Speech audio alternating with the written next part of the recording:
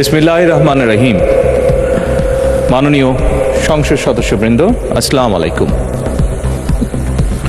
ফ্যাসিবাদের নির্মমতার শিকার অসংখ্য মানুষের কান্না আর হাজারো প্রাণের আত্মত্যাগের মধ্যে দিয়ে অবশেষে আজ থেকে পুনরায় যাত্রা শুরু হতে যাচ্ছে জনগণের ভোটে জনগণের কাছে জবাবদিহিমূলক সত্যিকার অর্থে জনপ্রতিনিধিশীল জাতীয় সংসদ। বাংলাদেশের জাতীয় সংসদের রাজনীতির এই ঐতিহাসিক মুহূর্তে আমি আল্লাহর দরবারে শুকরিয়া জানাই, যার অশেষ রহমতে আমরা একটি ন্যায়ভিত্তিক গণতান্ত্রিক মানবিক বাংলাদেশ প্রতিষ্ঠার লক্ষ্যে যাত্রা শুরু করতে পেরেছি। 1971 সালের স্বাধীনতা যুদ্ধের থেকে শুরু করে 2024 সালের দেশ এবং জনগণের স্বাধীনতা রক্ষার যুদ্ধ সহ এই পর্যন্ত দেশে গণতন্ত্র এবং মানুষের অধিকার প্রতিষ্ঠার সংগ্রামে যারা শহীদ হয়েছেন, ত্রয়োদশ জাতীয় সংসদ শুরুর এই যাত্রা লগ্নে আমি তাদেরকে কৃতজ্ঞতার সঙ্গে স্মরণ করছি। এই আন্দোলন সংগ্রামে যেসব মায়েরা তাদের সন্তান হারিয়েছেন, যেসব সন্তানেরা তাদের প্রিয়জন হারিয়েছেন, যেসব পরিবার তাদের সন্তান স্বজন হারিয়েছেন, যেসব আহত মানুষকে তাদের স্বাচ্ছন্দ্যের জীবন হারাতে হয়েছে, যেসব মানুষগুলো নির্যাতন, নিপীড়ন, রাজনৈতিক হয়রানি কিংবা মিথ্যে মামলা শিকার হয়ে সর্বস্ব হারিয়েছেন, আমি তাদের সকলের অবদানকেও কৃতজ্ঞতার সঙ্গে স্মরণ করছি। দেশের ছাত্র জনতা, কৃষক, শ্রমিক, শিক্ষক, কবি, সাহিত্যিক, সাংবাদিক, চিকিৎসক, প্রকৌশলী, আইনজীবী, কামার কুমার, জেলে তাঁতি, গাড়ি চালক, ব্যবসায়ী এবং সরকারি বেসরকারি চাকরিজীবী, গৃহিণী, সারা দেশে গণতান্ত্রিক রাজনৈতিক দলের নেতা কর্মী সমর্থক তথা সর্বস্তরের সকল শ্রেণী পেশার মানুষ যাদেরকে গুম, খুন, হত্যা, নির্যাতন, নিপীড়ন, মিথ্যা হামলা মামলা কিংবা জীবন্ত মানুষের কবরস্থান তুল্য বর্বর বন্দিশালা, আয়নাঘর, কোনো কিছু দিয়েই যাদের গণতান্ত্রিক আকাঙ্ক্ষাকে রুখে দেওয়া যায়নি,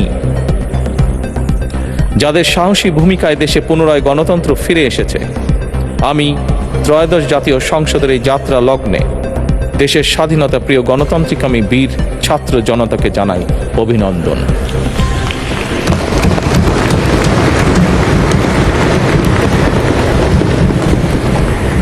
সম্মানিত সংসদ সদস্যবৃন্দ,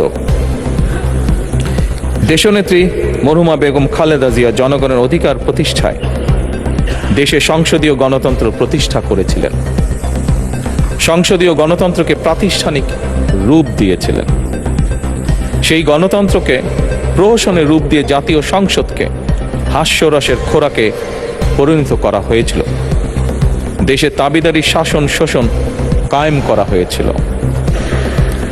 দেশে সংসদীয় গণতন্ত্র এবং জনগণের অধিকার পুনঃপ্রতিষ্ঠা করার জন্য দেশনেত্রী বেগম খালেদা জিয়া জীবনের শেষ দিন পর্যন্ত লড়াই করেছেন। জীবনে কখনোই স্বৈরাচার কিংবা ফ্যাসিবাদের সঙ্গে আপোষ করেননি।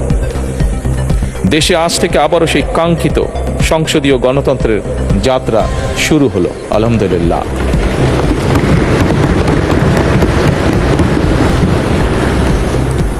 সংসদীয় রাজনীতি প্রতিষ্ঠাতা খালেদা জিয়া দেশ এবং জনগণের সাফল্যে এই শুভ মুহূর্তটি দেখে যেতে পারেননি। আজ তাই এই জাতীয় সংসদে দাঁড়িয়ে আমরা দেশ এবং জনগণের স্বার্থে আপসীর নেতৃত্ব, ব্যক্তিত্ব, স্মরণীয়, বরণীয়, অনুকরণীয় রাজনীতিবিদ মরহুমা খালেদা জিয়াকে গভীর শ্রদ্ধার সঙ্গে স্মরণ করছি।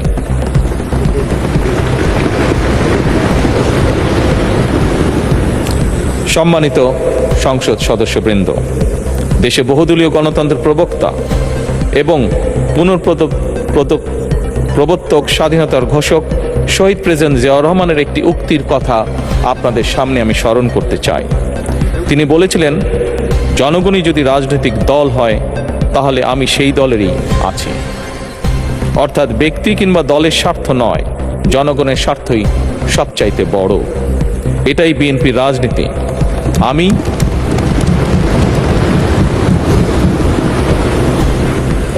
আমি প্রথমবারের মতন বাংলাদেশ জাতীয়তাবাদী দল বিএনপি থেকে জাতীয় সংসদ সদস্য নির্বাচিত হয়েছে। জাতীয় সংসদের সংসদীয় দলের নেতা নির্বাচিত হয়েছে। জাতীয় সংসদে দলের প্রতিনিধিত্ব করলেও প্রধানমন্ত্রী হিসাবে আমি এই জাতীয় সংসদে দেশের প্রতিনিধিত্ব করছি। দল, মত, ধর্ম, বর্ণ নির্বিশেষে দেশের জনগণের প্রতিনিধিত্ব করছি। আমার রাজনীতি দেশ এবং জনগণের স্বার্থ রক্ষা করার রাজনীতি।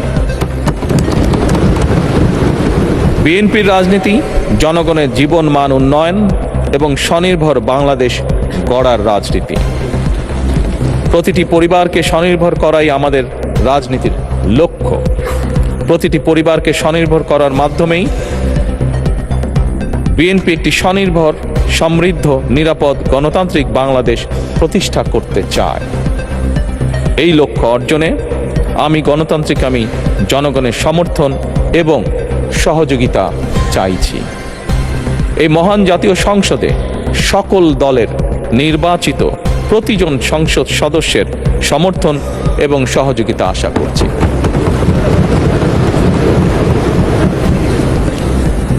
সম্মানিত সংসদ সদস্যবৃন্দ, আমি বিশ্বাস করি আমাদের দল কিংবা মত কিংবা কর্মসূচি ভিন্ন হতে পারে, কিন্তু তাবেদার মুক্ত, ফ্যাসিবাদ মুক্ত একটি স্বাধীন, সার্বভৌম, নিরাপদ, স্বনির্ভর বাংলাদেশ প্রতিষ্ঠায় আমাদের মধ্যে কোনো বিরোধ থাকতে পারে না, বিরোধ নেই।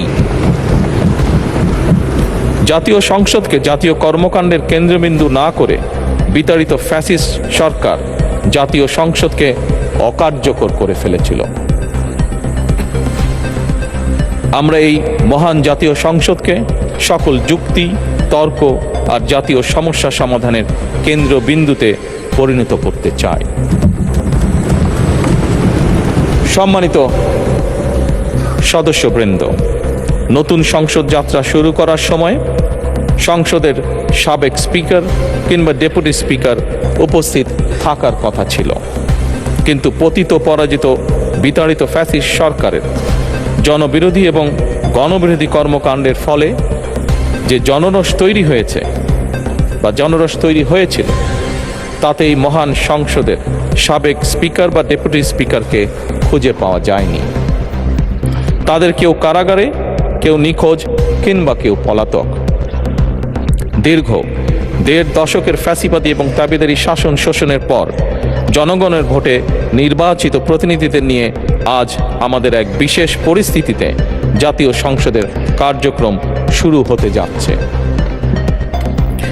এমন পরিস্থিতিতে আমরা সংবিধান এবং সংসদের কার্যপ্রণালী বিধির বিধান অনুসরণ পূর্বক ত্রয়োদশ জাতীয় সংসদে সভাপতিত্ব করার জন্য আজ আমি প্রবীণ রাজনীতিবিদ এবং 5 বারের মতন নির্বাচিত জাতীয় সংসদ সদস্য জনাব ডক্টর খন্দকার মোশাররফ হোসেনের নাম প্রস্তাব করছি।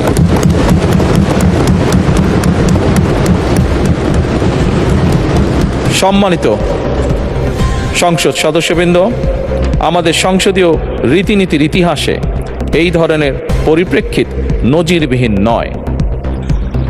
1973 সালে তৎকালীন প্রধানমন্ত্রী মরহুম শেখ মুজিবুর রহমান ওই সংসদের সদস্য মাওলানা আব্দুর রশিদ তর্কবাধীশের নাম প্রস্তাব করেছিলেন এবং তার সভাপতিত্বে বাংলাদেশের প্রথম সংসদের প্রথম অধিবেশন শুরু হয়েছিল। আমি জাতীয় সংসদের সকল সম্মানিত সদস্যকে স্বাগত এবং ধন্যবাদ জানাই। আল্লাহ হাফেজ। বাংলাদেশ জিন্দাবাদ।